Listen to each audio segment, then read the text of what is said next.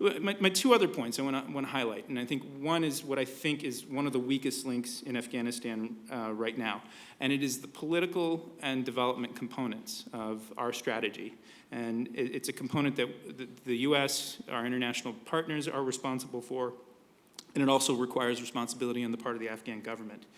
And we've seen this in several places. A big problem is that the Afghan government does not appear to be showing up on the civilian side, even when we've seen some success in clearing operations.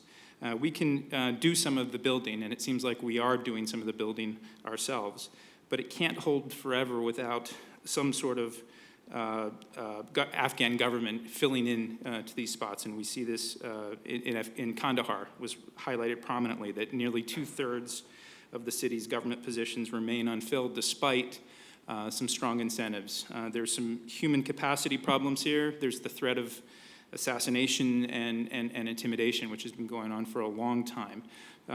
But the civilian side of this, I think, is a big weakness and a big concern, because I think, again, we can put our military in certain places and it can have an impact, but will it actually hold and allow for building and a sustainable security architecture is a very real and outstanding question. And it's not only a problem on the part of the Afghan government, it's a problem in the US government too. For all of our talk about smart power and shifting resources to the State Department and USAID, agencies that I think have suffered from a lack of resources for decades, you need only look at the latest report by the Special Inspector General for Afghanistan Reconstruction, out on October 30th. We've spent more than $50 billion just in terms of U.S. taxpayer money in development in Afghanistan. When I travel to the country, it is hard to see what we've gotten for that $50 billion. And if you look specifically at an example of Nangarhar province, where SIGAR did an assessment, and their assessment, I think, captures a lot of what we hear from briefings we get from the U.S. government. $100 million of assistance, yet we have no operational development plan. USAID-funded projects are implemented without the knowledge or without the cooperation of national or local government authorities.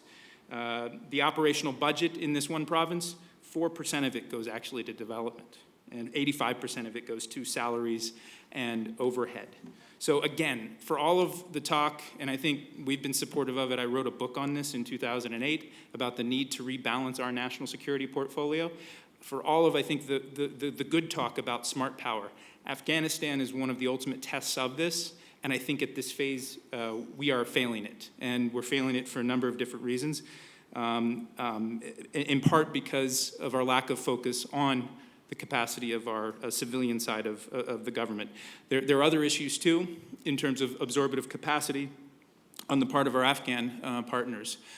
We've received, and Caroline has been in some of these briefings from NGO and development professionals who say you're just simply flooding the country with cash that it can't absorb. And it's actually creating greater dysfunction rather than stability.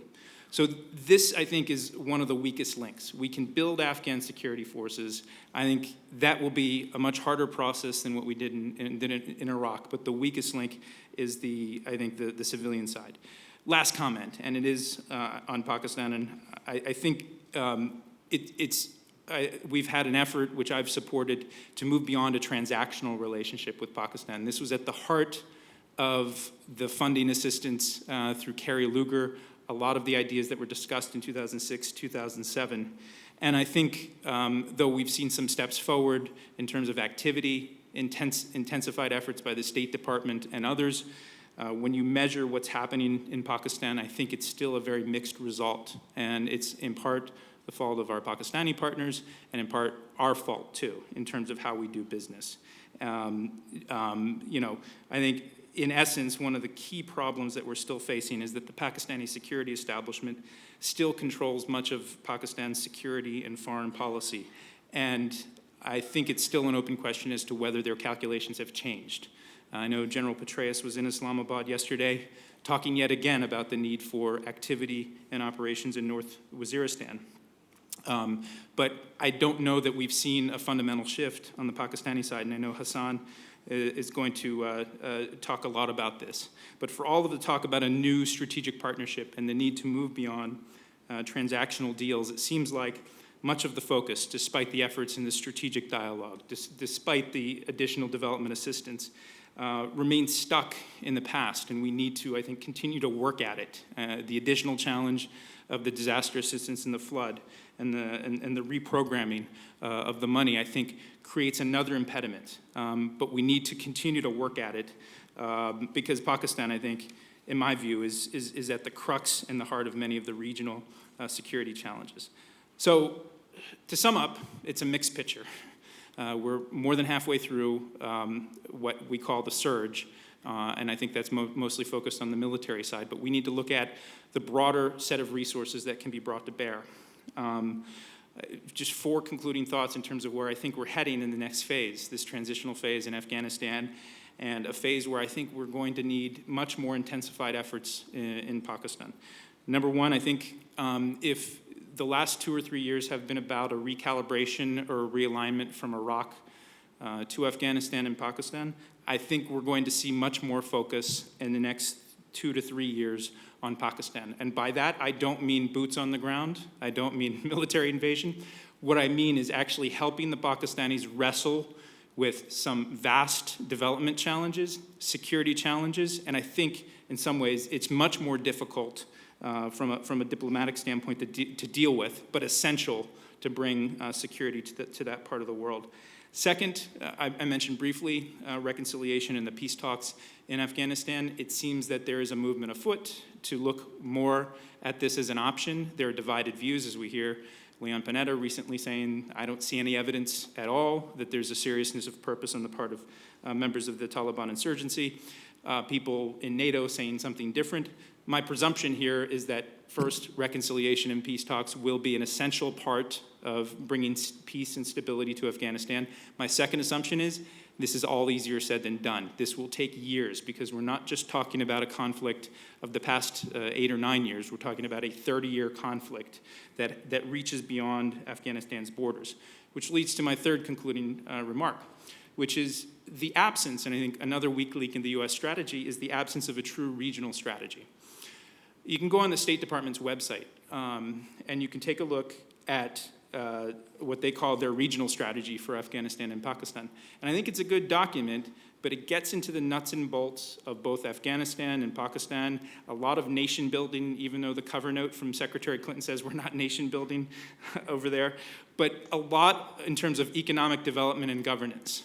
What's missing, and there are a couple of words that are missing, I think is the sense of how do you use statecraft? How do you actually look at the strategic calculations of actors like India, actors like Iran, others neighboring Afghanistan that have a serious stake in what's going on? And I think candidate Obama talked a lot about the regional approach. What we've seen so far, I think, in the actions of the U.S. government is the absence of the use of statecraft. If you look at, and I know we have friends and some colleagues, former colleagues in the U.S. government who are working hard on these issues of trying to get more people as part of the civilian surge in Afghanistan.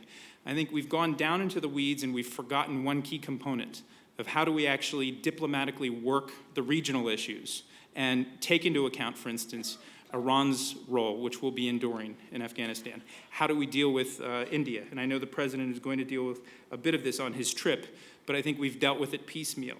And then the last comment I would make in closing, and it's threaded through a lot of my remarks, is that I think, again, we're at this difficult phase where it's hard to assess what impact we're having. I think it's mixed results, but the one weakest link, and I think it's one our generation is going to face, is actually getting serious about this smart power business, of actually looking at the fact that for a long while, our friends in the Pentagon have had a lot of the tools to implement the policy in this part of the world. And I think they've done an admirable job, but as I think we all see, it's incomplete. And that when we look at trying to help societies stabilize themselves and stabilize communities, when we look at what I think is I call the ultimate test of smart power, Afghanistan and Pakistan, and continuing the mission in Iraq, we actually have serious institutional capacity problems on our side. And I'm fearful of where we're going in this country in terms of our attention to these sorts of challenges, because where I see a need to increase resources on that side to supplement the the military effort, a military effort which I think will necessarily have to fade to the background. We need to continue to have an enduring presence both in Afghanistan and Pakistan on a civilian side, and the way that we've handled those issues in this intensified period so far lead me to be pessimistic about the possibility of achieving tangible results. So I look forward to the rest of the panelists, and on that happy note, look forward to the discussion. Thanks. Thank you so much, Brian.